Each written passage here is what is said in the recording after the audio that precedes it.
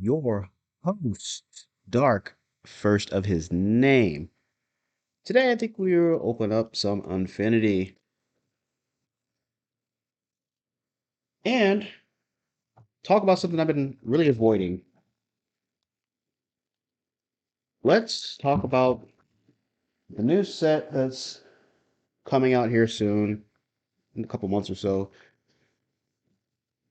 Lord of the Rings and this fabled one ring that's going to be a one of one in this set. So, my personal thoughts on this. I mean, kind of sit here and gather my thought. My opinion, Lord of the Rings set is going to sell without a doubt. I do not doubt it in any way, shape, or form. I do not think that it's going to like crash and Wizards is not going to make any money off of it. You can bet your bottom dollar Lord of the Rings is going to sell. We're talking about an extremely large IP being used in the largest card game in the world. I personally am a big fan of Lord of the Rings. So I have a personal interest in seeing how this plays out because I like the IP Lord of the Rings, but I also like Magic. So you can bet that this move that they've made is going to get people who do not play Magic to at least buy some Magic product. And the way they're going about it, I mean, I cannot be mad at them because this is going to make them loads of money without a doubt. I know a lot of people out there are upset about it, like, oh, they're being super greedy and like, how are they going to do this to us? Like, this isn't fair. Like, how are they going to make stuff accessible? But they actually are. If you take a look at the serialized cards they're running in this with the three, 5, and 9, or sorry, 3, 7, and 9 soul rings. It's on flavor with the lore of Lord of the Rings. They look cool and they're serialized, so they'll actually hold some value. I don't know what to say other than like this is going to sell out insanely in amount, like an insane amount. It's going to be wild. And I mean, I'm just one guy who recently started a business selling Magic the Gathering products.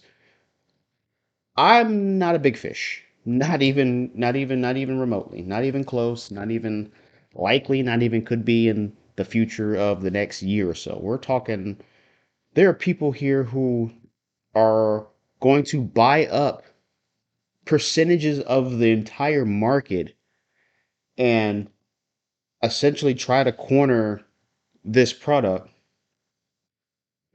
simply because of the serialized cards and more specifically the one of one card. Now, this one of one card, the one ring.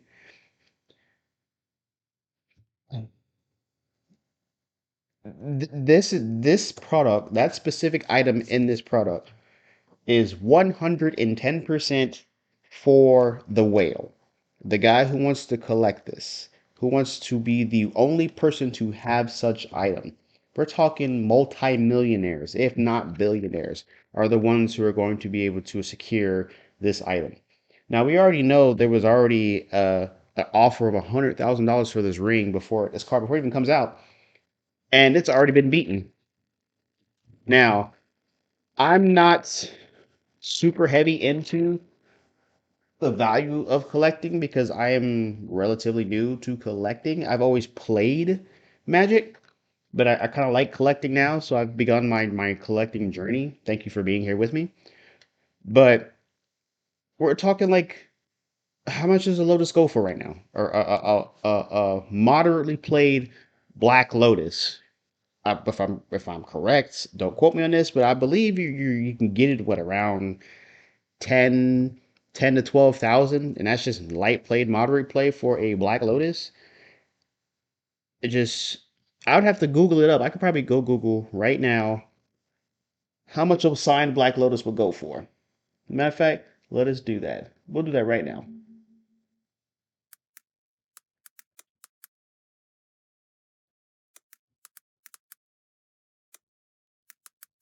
Let's see. So $540,000 for a signed Black Lotus right now. Half a million. And I believe that's one of like six or one of nine or something like that. So if you were to like multiply that up or add those together, the one ring by itself is going to be worth more than like three black signed Black Lotuses in good mint condition combined. This is going to be like the card that like some rock star that never plays Magic the Gathering is going to buy because then he can be the only one to have it. Like that's the kind of level that card is going to be on. And then what's so crazy is the variables for getting this card are insanely drastic. There's so much that can go wrong. We could have we could have a famous person open it up in a pack, but then like it'll be questions like, is this really a bought pack or was it given to them because they're famous? Then there's the, say I open it up. I open this pack up. Now there's skepticism. Did I really open it? Did I like get in good with somebody who gave it to me? Like it's just there's gonna be so much shrouded mystery. Then there's always the possibility that it's never found. It's a one of one, and however many they're going to sell of this, because I'm pretty sure this is going to be a limited printed run. I'm positive it's going to be a limited printed run. How much they're going to print, I don't know. That's pretty much really the question, right? How much are they going to actually print? But this this one of one could never be found. It's a possibility that it does not get found. Literally, we could, I don't know, I could or somebody can open it, buy one pack from, I don't know, freaking Target, and they don't even know what the card is. They're like, I don't like this. It's just a ring. It says something about Lord of the Rings. Who cares? And I don't know. He uses it to wipe his butt as toilet paper. Like, so many things can happen because this is literally a one of one. It could be, we can have collectors who sit on the box, the ring actually sits in. And while they're sitting on it, they don't know they're sitting on it. So now you have this one of one ring in a box sitting on a shelf somewhere, just collected value because everybody in the world or everybody that's interested in magic is searching for it and can't find it. So, so if I start thinking about this logically, does that mean every single box after a certain point starts going up in value because the ring hasn't been announced? Does every other box after that become more and more expensive because the likelihood of that ring being found is now higher and higher? Or like, what if somebody opens it and doesn't go public? So everybody in the world is just looking for this ring, this one card, and it's already been found. But nobody knows because the person who has it has not gone public about it. So, oh, watery grave. So what do we do? Like, as much as I'm a Lord of the Rings fan, and I would love to have this one of one ring, I personally will not be chasing this card, making that public right now. That is a card I will not chase. If I happen to get it, man, I need to go buy a lottery ticket. But if I don't get it in passing, as in I just happen to open a pack to have it because I'm not looking for it, looking for other stuff, I will not be going after this card because the scarcity, the rarity, the possibilities, the variables, it's just too many. Too many. Way too many. And it's just I don't know. It's a beautiful ring. And then I'm okay with it because there's also alternate versions of the ring you can get that are much easier to make it accessible to play. So I'm okay with that. I don't need the one of one. I don't have the money or the resources to care or even have that kind of ability to have this one of one ring. Now, as far as that's concerned, um, as a set, I think it looks good. I think it looks really done. It's very flavorful. It's on with the lore. I've read the books. I watched the movie. Matter of fact, I think it was just about a week ago, that I watched the trilogy just because I enjoy the movies. I was really surprised when I saw Tom Bombadil and he was spoiled because he's not in the movie, but he's in the books. So I thought that was really interesting that they're doing a lot of stuff that sticks to the lore in the book and not just the movie. So I'm more and more excited for this set because I know the Lord of the Rings IP because I interact with it and it's something I enjoyed reading and watching. So the more they release with this stuff, the more I like it because it's so good with the flavor. It really touches on the Lord of the Rings feel, and I like that and I appreciate that. And personally, I want some just for me, not just for my store, but for me personally, for my own personal collection. But we'll have to see because another thing I'm noticing is the prices are insane. And Wizards is refusing to put out an MSRP for their products, so now the market has to try to figure it out as it happens, which is not ideal in any way. But I mean, the market will market. It'll do what it needs to do. It'll do its own thing, and we will accept it.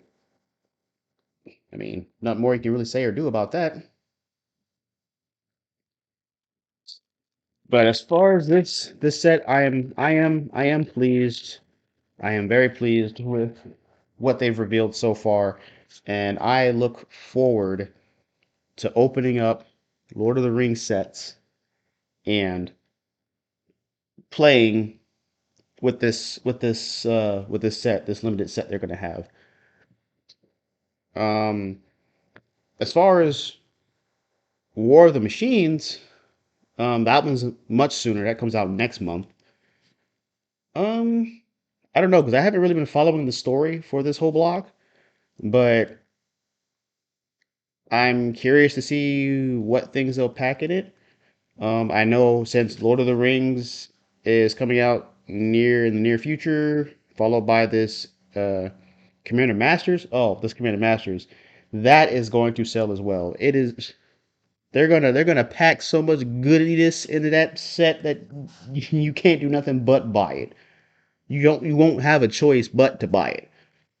It's gonna be wild, and I'm probably gonna get sucked into that too because I already got a. I mean, my store is gonna have to stock it, but personally, I play Commander, so it's 100% geared toward players like me. So I'm just gonna have to, I guess, suck up the bill on that one, or hope I can find ways to trade for stuff like that in that set because some of the prices, like on Amazon, they're wanting like $400 pre-order. Like I just all right, and this is where we get into the conversation where I am not happy with Wizards. Like, there is no reason to not release an MSRP with your product when it's taking you cents on the dollar to literally print money. So I understand you gotta share your bottom line, get your bottom line high for your investors and your stock market people and all the people who are looking to make a profit off you making this product. But it's like the world has no longer has goodwill with its customer base. Like they look at customers literally as a, I don't know, slot machine. You can just stick stuff in and it'll spit stuff out for you when you want it. And you would think they would learn from after what happened with Magic 30 when that was severely rejected. So, and this is how much it's rejected. Me with a store, a business trying to make money, the investor in me tells me to buy Magic 30. It is super rare. It's been highly rejected by the market, so there's very few of it out, and it already came at a premium when it was released. But it's disliked so much that very few people are buying it even now when shops are selling it at MSRP or less. So just because something is rare does not necessarily make it valuable if nobody desires it. There's no demand, the whole simple supply and demand. But at the same time, because it's not in demand now, does not mean it won't be in demand later. Because people nowadays have a very short term memory. A couple years from now, people might not even remember what Magic 30 was, and they'll think it's it's the hottest thing that ever happened. Like that got printed, we never knew about that. So I don't know, but my personal stance on it is I'm not buying Magic 30. I refuse to buy Magic 30, even though it probably is a good investment to get it. I'm not. I will not. I am that revolted by the product that even when the product could provide me good value, I would rather pass it than give it to Wizards for a product like that. Never was happy with it. A lot of people aren't happy with it, and I don't think most people in this current generation will be happy with it. It was done poorly, executed poorly, priced poorly, marketed poorly. Like it was just it was just a bad thing all the way around. But it's kind of not here or there now at this point. WPN stores have been getting them for free now. So they either sell them or give them away, do box openings with them, or do gift wraps or whatever they want to do with them. And there are some people out there who are buying it. So they're buying it however they choose, but I will not be one of those that buys it. I'm going to go more with Lord of the Rings because I like that product. I like that IP. I think they're doing it very well. It's also a first of its kind. Like it looks very stellar. Now, obviously things can change, but I don't foresee it getting like any like worse than what it is. Like or it's not really bad as of now, but I don't see it like getting any having any issues in the near future. But there's still time for, something to be revealed that we just don't like. But we will find out and see.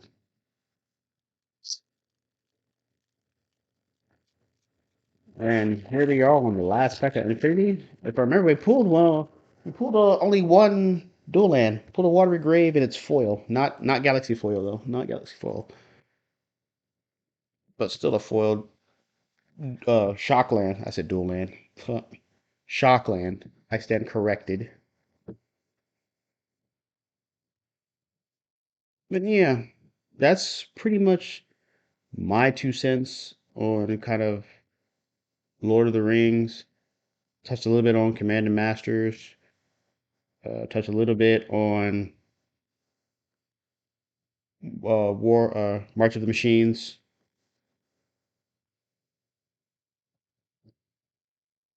But